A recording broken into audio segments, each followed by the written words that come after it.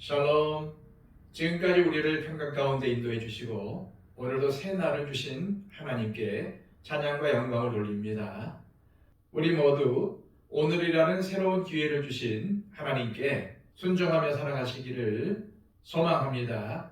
기도하겠습니다. 아버지 하나님 감사합니다. 우리를 사랑하시고 귀하게 여겨주셔서 하나님의 자녀 삼아주시고 또 새로운 기회를 주셔서 하나님의 자녀로 하나님의 백성으로 다시금 살아갈 수 있도록 인도하심을 감사합니다. 하나님, 오늘이라는 날 동안에 하나님께서 우리에게 주신 사명을 감당하며 또한 하나님께서 기뻐하시는 일들을 행하며 하나님의 말씀에 순종하는 하루가 되기를 원합니다. 주님, 능력의 장중에 우리를 붙들어 주시고 또한 성령의 역사로 우리를 인도하여 주셔서 오늘도 우리의 발걸음이 믿음의 발걸음이 되게 하여 주시고 늘 항상 그리스도 안에서 하나님 편에 서는 삶이 되게 하여 주옵소서. 예수 그리스도의 이름으로 기도하옵나이다. 아멘. 다 함께 찬송가 200장 찬양 드립니다.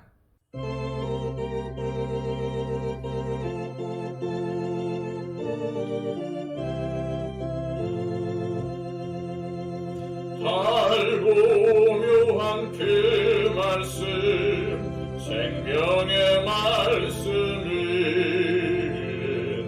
귀한 그 말씀 진실로 생명의 말씀이 나의 길과 믿음 밝히 보여주니 아름답고 귀한 말씀 생명샘이로다. 아름답고 귀한 말씀 생명샘이로다. 귀한 주님의 말씀은 내 노래 되도다. 모든 사람을 살리는 생명의 말씀을 값도 없이 받아 생명길을 가니 아름답고 귀한 말씀 생명샘이로다. 아름답고 귀한 말씀 생명샘이로다. 널리 울리어 퍼지는 생명의 말씀은 마음의 용서와 평안을 골고루 주나니 다만 예수 말씀 듣고 복을 받네. 아름답고 귀한 말씀 생명샘이로다. 아름답고 귀한 말씀 생명샘이로다.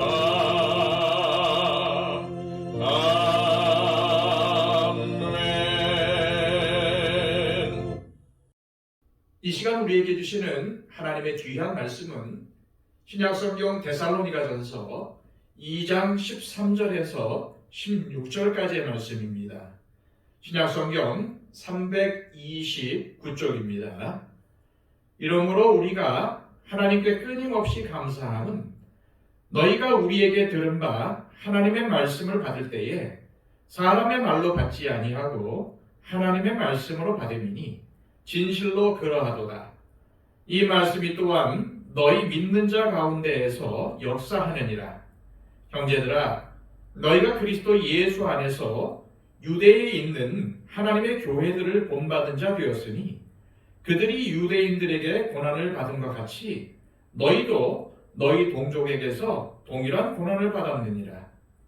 유대인은 주 예수와 선지자들을 죽이고 우리를 쫓아내고 하나님을 기쁘시게 하지 아니하고 모든 사람에게 대적이 되어 우리가 이방인에게 말하여 구원받게 함을 그들이 금하여 자기 죄를 항상 채우매 노하심이 끝까지 그들에게 임하였느니라. 아멘. 바울이 데살로니가에서 복음을 전할 때에 머문 기간은 3주 정도밖에 되지 않았습니다. 데살로니가는 영적으로 척박한 땅이었지만 짧은 시간 안에 많은 사람들이 주님께 돌아왔고 따라서 그곳에도 교회가 세워지게 되었습니다. 그러나 이러한 기쁨도 잠시 바울을 시기하던 유대인들이 그를 로마 관원에 고소하였습니다. 유대인들이 고발한 바울의 죄목은 가이사 외에 다른 주, 즉 예수를 주라고 가르치며 전파했다는 것이었습니다. 이 외에도 유대인들은 불량배들을 동원하여서 바울 일행의 복음 전파를 방해했고 이로 인해 바울은 더 이상 데살로니가에 사역을 할 수가 없었고 베레아로 긴급히 피신하기에 이르렀습니다. 바울은 늘 데살로니가 교회가 걱정이 되었습니다. 마치 갓난아기를 놔두고 집을 나온 어머니처럼 초조한 심정으로 돌아갈 방법을 찾고 있었습니다. 하지만 바울은 데살로니가에서 돌아온 디모데가 전한 소식을 듣고 놀라게 됩니다. 데살로니가 교인들은 바울의 예상과는 달리 믿음에 굳건히 서서 교회를 지키고 있었기 때문입니다.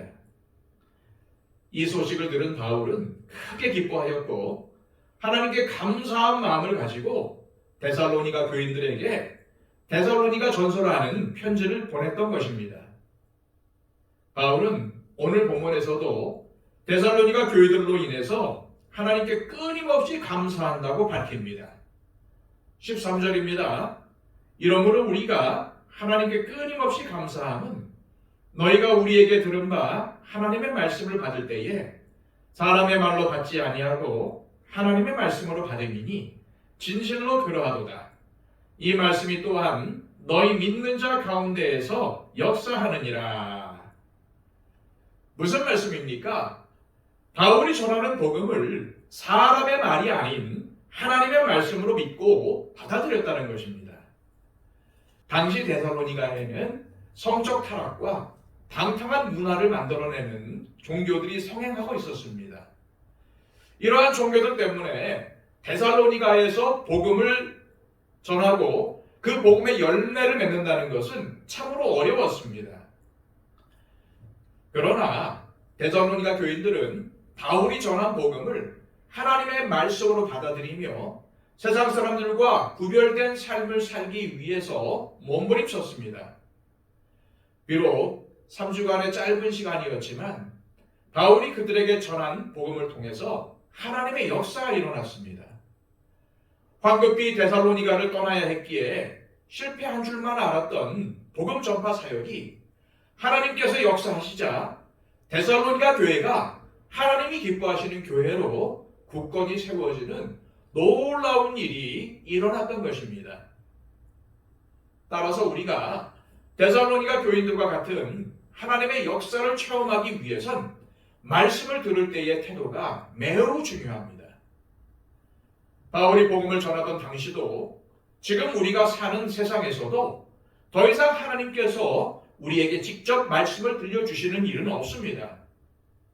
대신 우리는 성령님의 도우심을 받아 성경을 직접 묵상함으로써 또 설교자들이 전하는 설교를 통해서 하나님의 말씀을 듣습니다. 그렇다면 말씀을 듣는 사람의 신앙이 자라려면 무엇이 중요할까요? 이 역시 말씀을 듣는 태도입니다. 설교자가 전하는 메시지를 얼마나 긍정적으로 받아들이고 그 말씀대로 살려고 하는가가 중요합니다. 물론 여기에는 한 가지 중요한 전제가 있습니다. 말씀을 전하는 자가 하나님이 아니라 부족한 인간이라는 사실입니다.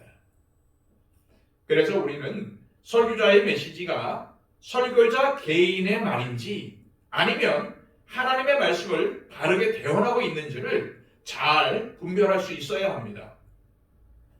만약 설교자의 메시지가 하나님의 말씀을 다르게 전하고 있는 것이라면 당연히 설교자가 전하는 말씀에 순종해야 합니다. 사람에게 순종하라는 말이 아니라 사람이 전하는 하나님의 말씀에 순종해야 합니다. 설교자는 하나님의 영적 권위에 위지하여 말씀을 전하기 때문입니다. 그런 이유로 설교자가 전하는 메시지를 사람의 말이 아니라 하나님의 말씀으로 받아들여야 합니다.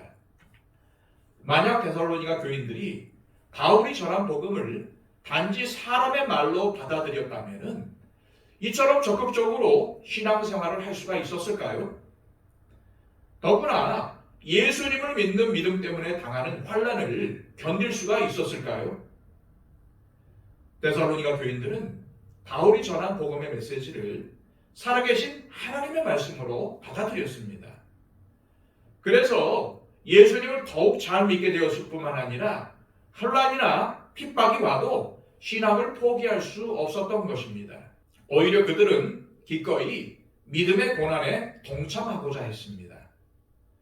바울은 이러한 사실을 알고 하나님께 감사했던 것입니다. 바울은 데살로니가 교인들의 믿음을 격려하고 더 굳세게 하려고 이렇게 권면을 합니다. 14절입니다. 형제들아, 너희가 그리스도 예수 안에서 유대에 있는 하나님의 교회들을 본받은 자 되었으니 그들이 유대인들에게 고난을 받은 것 같이 너희도 너희 동족에게서 동일한 고난을 받았느니라. 바울의 이 말은 데살로니가 교인들만 유대인들에게 고난을 당하고 있는 것이 아니라 유대 지역에 있는 성도들 역시도 똑같이 유대인들에게 핍박을 당했다는 것입니다. 그럼에도 유대에 있는 교회들도 굳건하게 세워졌고 데살로니가 교회 역시 하나님께서 붙들어 주셔서 하나님의 교회로 굳건하게 세워져 가고 있다는 의미입니다. 이런 점에서 볼 때에 교회는 사람이 책임지는 공동체가 아니라 하나님께서 책임지시는 공동체라고 할 수 있습니다. 우리는 간혹 교회가 성장하고 안정적으로 세워지는 것을 보면서 사람들이 잘해서 교회가 잘 된다고 생각할 때가 있습니다. 그러나 그것은 잘못된 생각이죠. 교회는 단 한순간도 하나님의 도움이 필요 없었던 적이 없습니다. 다시 말해서 하나님께서 세워주시지 않으시면은 교회는 세워져 갈 수가 없다는 말입니다. 우리가 가진 능력의 유무와 관계없이 하나님께서는 당신의 교회를 세워 가십니다.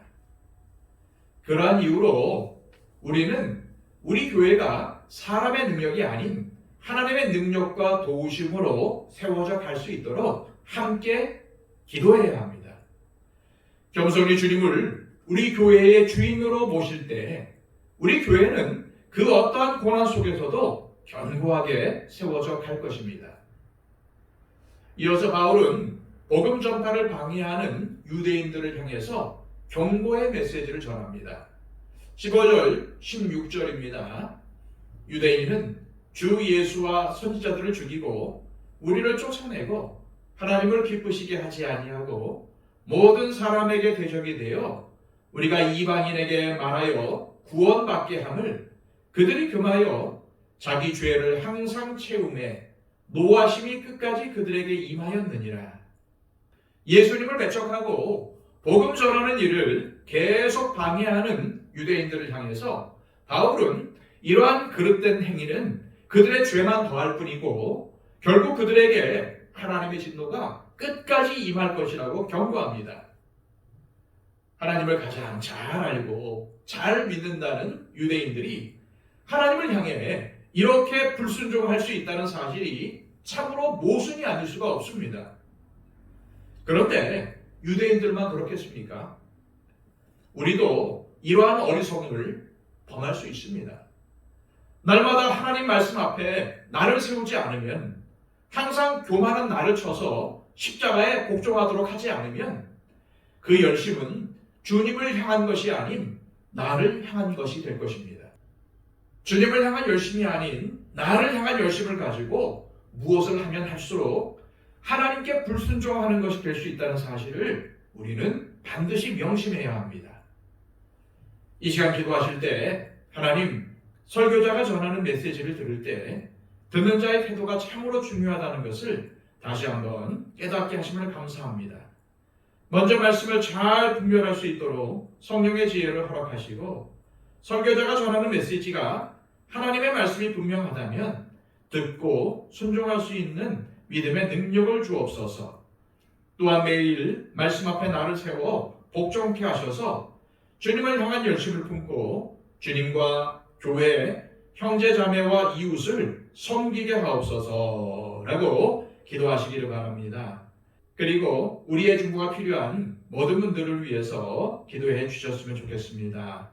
아직까지도 예수 그리스도를 모르고 복음을 통해 구원을 받지 못한 우리의 가족들과 형제 자매, 친지 또한 이웃들을 위해서 기도해 주시기를 바랍니다. 육신의 연약함을 갖고 있는 우리 주변의 사람들을 위해서 간구해 주십시오. 우리와 함께 예배드리지 못하고 있는 박영채 집사님, 이순희 권사님, 천근수 집사님을 위해서 간구해 주시고요. 또 우리 주변에 건강이 필요한 분들을 위해서 중보해 주시길 바랍니다. 그리고 한국교회의 성장과 회복을 위해서 기도해 주시고요. 또한 세계교회가 더욱더 하나님을 바라보고 믿음의 일치를 이루어갈 수 있도록 역사해달라고 하나님 앞에 기도하시기를 바랍니다. 세계 가운데 복음을 전파하고 있는 선교사님들의 사역을 위해서 간구해 주시고요. 또한 세계 여러 지역에서 기근과 지진과 여러 가지 환경적인 어려움 때문에 고난을 당하고 있는 나라들과 민족들을 위해서 간구해 주시기를 바랍니다. 우리 다 함께 기도하겠습니다.